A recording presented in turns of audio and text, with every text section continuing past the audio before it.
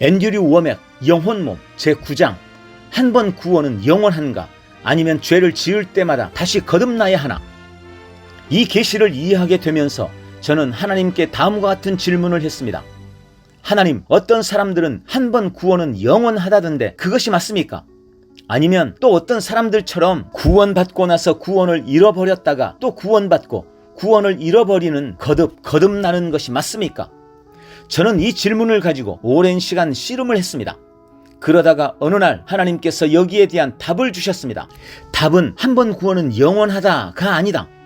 그러나 구원을 받고 잃어버리고 또 받고 잃어버리고 하는 거듭나는 것도 아니다. 답은 둘 다 아니다. 하나님께서는 이 두 가지 다 부분적인 진리가 있지만 온전한 진리는 이 둘 사이에 있음을 알려주셨습니다. 한 번 구원은 영원하다라고 주장하는 사람들은 우리 영이 성결케 되었고 영원히 온전하게 된 것을 이해합니다. 나 자신의 선함으로 구원받은 것이 아니기 때문에 나의 부족함이 내 구원을 취소할 수도 없다는 것입니다. 예수 그리스도를 주로 시인하면 거듭난 것입니다. 믿음이 관건이지 죄가 관건이 아니기에 죄로 인해 구원을 잃지 않습니다. 누군가는 이렇게 이야기할 수도 있습니다. 잠깐만요. 죄를 지으면 구원을 잃어버리는 것 아닙니까? 중죄를 짓고도 천국에 간단 말입니까? 일반적인 기준으로 볼 때는 저는 꽤 거룩하게 산다고 할 수 있겠지만 행위로는 저도 완전하지 못합니다. 저는 단 한 번도 욕을 하지 않았고 한 번도 술을 마셔보지 않았으며 담배도 펴본 적이 없습니다. 간음도 행하지 않았습니다. 하지만 하나님의 법을 어긴 적이 있습니다. 하나님의 기준으로 사람들을 사랑하지 못하고 하나님의 기준으로 진리를 전하지도 못합니다. 그렇게 하려고 노력하지만 말입니다. 어렸을 때 거짓말하다 걸린 적도 있습니다. 사람들이 큰 죄라고 하는 것은 저지르지 않았을지 모르지만 하나님의 법은 어긴 적이 있습니다. 통유리창 야고보서 2장 10절 누구든지 이 율법을 지키다가 그 하나를 범하면 모두 범한 자가 되나니 아멘.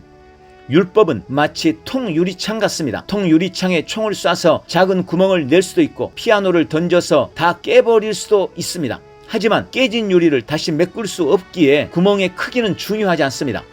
구멍이 크든 작든 상관없이 그 유리는 깨졌고 교체해야 합니다.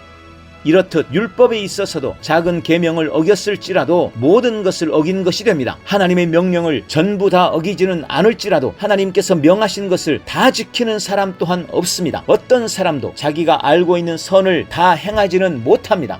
그러므로 모두가 하나님의 영광에 이르지 못하는 것입니다. 거룩해야 합니다. 삶 가운데 죄가 있는데도 구원받았다고 생각해서는 안 됩니다. 이렇게 주장하는 사람들은 큰 죄와 작은 죄를 분류합니다. 나는 지금 큰 죄를 말하고 있는 거예요. 간음죄를 짓고 죄를 고백하기 전에 차 사고가 나서 죽은 사람은 바로 지옥행입니다. 간음을 범한 사람이 천국 간다고 말해서는 안 되죠. 그 착각을 깨뜨려 미안하지만 그것은 종교적 전통일 뿐입니다. 하나님의 말씀에 의하면 큰 죄, 작은 죄란 없습니다. 과속도 죄입니다. 로마서 13장 1절부터 7절은 자기가 사는 땅의 법을 지키라고 말씀하고 있으며 정부의 권위에 순복하라고 합니다. 55마일로 제한된 곳에서 56마일로 달리는 것은 하나님의 명령을 어기는 것입니다. 작은 명령을 어기면 전부를 어긴 것과 같습니다. 간음한 사람이나 과속한 사람이나 유죄는 유죄입니다. 사람의 눈에는 1마일을 초과한 것과 간음죄를 저지르는 것에는 엄청난 차이가 있고 처벌도 다르게 받아야 한다고 생각합니다만 하나님의 눈에는 무슨 죄든 그것은 죄입니다. 둘 다 하나님의 완벽함의 기준에 미달입니다. 모든 계명을 전부 다 지키다가 하나를 어기면 모든 것을 어긴 것이 됩니다. 만일 거듭난 그리스도인이 간음죄를 저지르고 죄 고백을 미처 하지 못한 채 죽어서 지옥에 떨어진다면 또 위반한 그리스도인도 마찬가지여야 합니다. 그러면 아무도 천국에 못 간다는 말이 됩니다. 우리 모두 어떤 부분에서는 하나님의 기준에 미달이기 때문입니다. 하나님의 영광에 이르지 못했다면 모두 다 탈락입니다. 천장의 높이가 5m 이상 되는 곳에 있다고 생각해 보십시오. 구원을 받으려면 점프해서 천장에 손이 닿아야 한다고 가정할 때 마이클 조단 같은 사람이라면 3m 정도는 뛰어올라 천장에 어느 정도 가깝게 이를 수 있을지도 모릅니다. 그러나 맨날 소파에 누워 TV만 보면서 뒹굴거리는 사람이라면 30cm 정도 점프할 수 있을지 모르겠습니다. 그러면 어림도 없습니다. 하지만 이러나 저러나 결국 둘 다 똑같습니다. 천장에 닿지 못했다면 구원받지 못하니까 말입니다. 이것이 바로 하나님의 기준입니다. 하나님은 상대평가를 하지 않으십니다.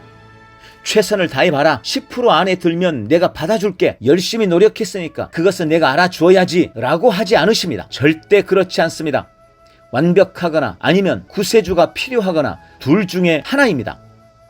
죄를 지을 때 구원이 취소된다면 천국에 가는 유일한 길은 구원받자마자 바로 죽는 것뿐입니다. 영접 기도를 한 사람을 바로 죽이는 것이 그를 사랑하는 것이 되겠지요. 그렇다면 방금 전에 받은 구원을 죄로 인해 잃어버릴 염려가 없지 않겠습니까? 그들을 죽인 전도자는 지옥에 가겠지만 방금 거듭난 그 사람들은 죄로 인해 구원 열차를 놓치게 되는 일은 없을 것입니다. 이 얼마나 말도 안 되는 얘기입니까? 정말 말도 안 됩니다. 우리의 영은 인치심을 받았고 성결하게 되었으며 영원히 온전하게 되었습니다. 우리 영의 의로운 상태는 우리의 행위와 태도에 의해 변하지 않습니다. 구원이란 예수님을 믿는 믿음과 거듭남에 온전히 달려있기 때문에 우리 죄는 하나님과 나의 관계에 영향을 미치지 못합니다. 하나님은 예수님을 믿는 우리의 믿음에 근거해서 우리와 교제하십니다.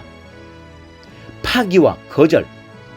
그러나 성경은 한 번 구원은 영원하다라고 가르치지 않습니다.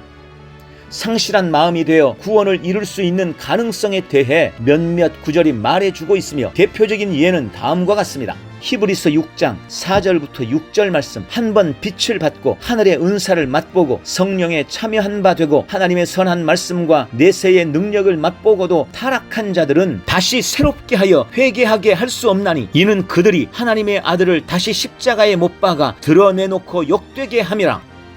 한 사람이 타락하면 더 이상의 제사는 없습니다. 히브리서 6장 4절부터 6절은 예수님의 한 번의 제사가 우리에게 영원한 속죄를 제공하셨다는 것과 같은 맥락에 있습니다. 하지만 한 번의 제사가 무효가 되면 다른 제사는 없습니다. 다시 값을 치를 수가 없습니다. 거듭난 뒤 또 거듭날 수는 없는 일입니다. 예수님께서는 같은 수치와 수모를 당하며 두 번 죽지 않으십니다. 그분의 제사는 영원한 효력이 있고 단 한 번뿐입니다. 율법에 빠져 행위로 의를 이루려 한다면 그리스도의 제사를 효과 없게 만들 수 있습니다. 갈라디아서 3장 1절부터 3절 말씀. 어리석도다 갈라디아 사람들아, 예수 그리스도께서 십자가에 못 박히신 것이 너희 눈앞에 밝히 보이거늘 누가 너희를 꾀더냐? 내가 너희에게서 다만 이것을 알려 하노니 너희가 성령을 받은 것이 율법의 행위로냐 혹은 듣고 믿음으로냐? 너희가 이같이 어리석으냐? 성령으로 시작하였다가 이제는 육체로 마치겠느냐? 구원은 오직 그리스도를 믿음으로 받고 또 유지됩니다. 히브리서 10장 23절 킹제임스 흠정역에서와 같이 우리의 믿음의 고백을 흔들림 없이 굳게 잡고 있어야 합니다. 죄를 지었다고 구원이 취소되지는 않지만 구원을 파기할 수는 있습니다. 믿음을 거절하는 것이 쉬운 일은 아니지만 가능하긴 합니다. 제 개인적으로는 타락한 사람들이 많다고는 생각하지 않습니다. 완악해짐. 누군가 이 위대한 구원을 파기하기까지는 하나님을 향해 마음이 완악해지는 과정을 거칩니다. 우리 영은 죄에게 영향받지 않는다 해도 혼과 몸은 죄의 영향을 받습니다. 죄는 내 영적인 정체성에 대한 인식과 지혜와 이해를 무뎌지게 합니다. 만약 죄 가운데 고집스럽게 오랫동안 거해 너무 멀리 간다면 사탄은 그리스도를 믿는 나의 믿음을 파기하게 만들려고 할 것입니다. 하지만 진리에 대해 완전히 눈이 가려지지 않는 한 아무도 제정신을 가지고 주님을 거절하지는 않습니다. 만약 자신의 믿음을 파기하고 하나님을 거절한다면 받은 구원을 버리는 것이 가능합니다. 차 열쇠를 잃어버리듯이 구원을 잃어버리는 것은 아닙니다. 구원을 버린다는 것은 의도적으로 그리고 공개적으로 구원을 거절하는 것을 말합니다. 그리고 이 일은 갑자기 일어나는 것은 아니며 오랜 시간 점진적인 과정을 거쳐 일어납니다. 우리는 하나님의 은혜로 구원받았습니다. 그렇기 때문에 죄의 행위가 구원을 잃게 하지는 않습니다. 하지만 죄는 우리의 마음을 완악하게 만들어 결국엔 주님을 믿는 믿음을 주체적으로 파기하는 지경에 이르게 할 수도 있습니다. 그렇게 되면 다시 새롭게 하여 회개케 할 수 없습니다. 이 말은 구원을 받았다가 잃어버렸다가 다시 받았다가 다시 잃어버렸다가 거듭났다가 다시 거듭났다가 그런 개념을 부정합니다. 죄를 지을 때마다 구원을 잃는다고 믿는 무리들은 또한 죄를 고백하기만 하면 다시 구원받는다고 믿습니다. 구원을 잃은 후에도 죄 고백 기도만 하면 다시 하나님과의 바른 관계로 돌아온다는 이야기입니다. 하지만 히브리서 6장 4절부터 6절은 그런 일은 절대 없다고 말하고 있습니다. 죄를 지어도 구원을 잃지 않거나 아니면 잃거나 둘 중에 하나이지 잃었다가 다시 구원받지는 못합니다. 자격이 되십니까? 히브리서 6장 4절부터 6절에 나온 자격 조건은 매우 까다롭습니다. 자신이 버림받았다고 단죄하기 전에 그 구절들을 자세히 읽어봐야 합니다. 이 구절이 말하는 것은 가끔씩 우리가 답답한 마음에 이것 봐, 말씀대로 안 되잖아, 난 이제 그만둘 거야 라고 하며 죄에 빠지는 것에 관한 이야기가 아닙니다. 그것보다는 더 많은 것들이 포함되어 있습니다. 성경적으로 버림받은 자가 되려면 상당히 까다로운 조건이 있습니다. 먼저 비추심을 받아야 합니다. 그것은 성령님의 이끄심을 받았다는 뜻입니다. 요한복음 6장 44절은 이렇게 선포합니다. 나를 보내신 아버지께서 이끌지 아니하시면 아무도 내게 올 수 없으니 오는 그를 내가 마지막 날에 다시 살리리라. 아멘. 억지로 믿음을 선언했다든지 얼떨결에 교회에 등록을 했다든지 또는 단지 어떤 기도를 따라 했던 것은 여기에 해당되지 않습니다. 그렇게 하고 나서 극적인 변화를 경험하지 못해 실망한 후 이렇게 파기하기를 선언했을 수도 있습니다. 이건 아닌 것 같아, 그만할래. 만약 당신이 이런 상황이라면 그것은 성령님의 참된 찔림이 아니었다는 말입니다. 성령께 이끌린 것이 아니라 강요를 받아 억지로 한 것이라는 겁니다. 부모가 시켜서 교회를 갔거나 사귀는 사람 때문에 억지로 영접 기도를 했던 경우 말입니다. 그런 사람들은 자격이 없습니다. 그러므로 소위 거절에 대한 책임도 없습니다. 다음으로는 하늘의 은사를 맛보아야 합니다. 그 말은 진정으로 거듭난 자라는 말입니다. 세 번째는 성령에 참여했어야 하는데 그것은 성령 세례를 의미합니다. 네 번째는 선한 말씀의 맛을 보았어야 하는데 그것은 말씀에 의해 강한 영향을 받았었다는 것을 뜻합니다. 맛보았다는 것은 그냥 입에 넣기만 했다는 것이 아니라 삼키고 소화하여 영양분을 공급받았었다는 말입니다. 그리고 다섯 번째, 내세의 능력을 맛보았어야 합니다. 이것은 성령 충만한 자를 의미하는 것으로 성령의 은사를 사용해 본 자로서 성숙한 단계로 나아갔던 자를 의미합니다. 즉 구원을 파기할 수 있는 자격은 매우 성숙한 그리스도인에게만 주어지는 것입니다. 위에 묘사한 만큼 성숙한 그리스도인이 주님을 거절하면 이런 자들에게는 두 번 다시 회개의 기회가 오지 않습니다. 이들에겐 책임이 있기에 정죄받고 끝납니다. 성령을 회방하는 것은 용서받지 못할 죄라고 예수님께서 말씀하셨습니다. 그러나 바울은 자신이 불신 가운데 무지해서 한 행동이었기에 긍휼을 얻었다고 말합니다. 이것을 볼 때 용서받지 못할 성령 해방 죄도 알고 했느냐 모르고 했느냐에 따라 달라짐을 알 수 있습니다. 무지함에서 구원을 파기할 수는 없습니다. 히브리서 6장 4절부터 6절에서 말하는 바가 바로 그것입니다. 주님을 거절할 수 있는 자격은 성령님께 인도받은 성숙한 그리스도인에게만 주어지며 거듭나서 성령 세례를 받고 말씀을 아는 지식에서 성숙하고 성령의 은사를 행하던 자에게만 주어집니다. 이런 자들에게만 책임이 있습니다. 그땐 너무 어려서 뭘 몰랐습니다. 제가 어렸을 때 5-6살 때쯤 화가 나서 집을 나간 적이 있습니다. 하지만 아직 집이 저 멀리 보일 때 큰 실수를 했음을 알았습니다. 난 어디로 가지? 뭘 먹지? 어디서 잔단 말인가? 나는 엄마 아빠를 사랑해.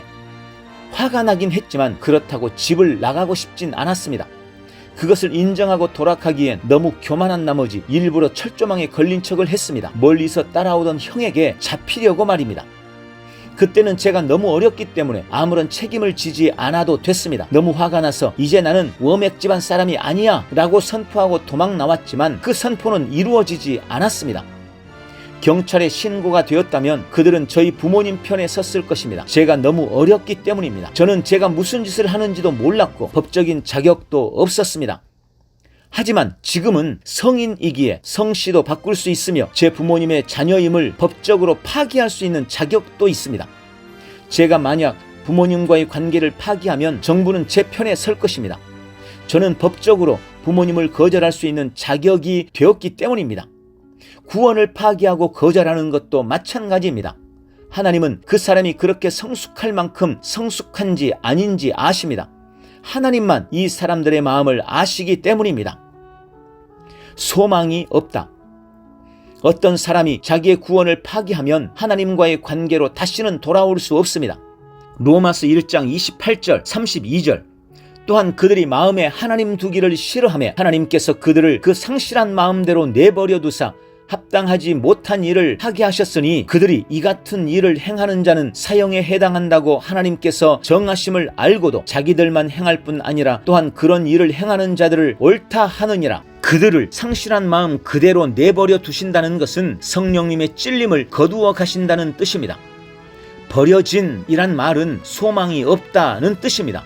성령님께서 우리를 다루지 않으시면 주님과의 관계에 대한 필요성을 느끼지 못합니다. 성령님께서 나를 다루고 계시는 한 버려진 것이 아닙니다. 하지만 히브리서 6장 4절부터 6절의 조건을 만족시킨 사람이 자신의 구원을 파기하면 하나님께서는 성령을 거두어 가시고 그들은 버려지게 됩니다. 그렇게 되면 찔림이 없기에 자기가 잘못한 것도 모릅니다. 그 상태를 좋아할 뿐 아니라 하나님을 대적하는 사람들까지 좋아하게 됩니다. 이렇듯 버려졌다는 것은 주님을 원하고 주님께 반응하는 마음이 전혀 없다는 뜻입니다. 자신의 죄에 대해 회개하며 후회하고 있습니까? 주님과 관계를 다시 찾고 싶습니까? 그렇다면 버려진 것이 아닙니다. 성령님께서 아직도 일하고 계신다는 뜻입니다. 하나님께 등을 돌리고 떨어져 나갔을 때 충분히 성숙하지 않았던 것입니다. 바울이 그랬던 것처럼 그런 일을 했을 때 무지함으로 했기 때문입니다. 하나님은 우리를 사랑하시는 하늘 아버지이십니다. 할렐루야!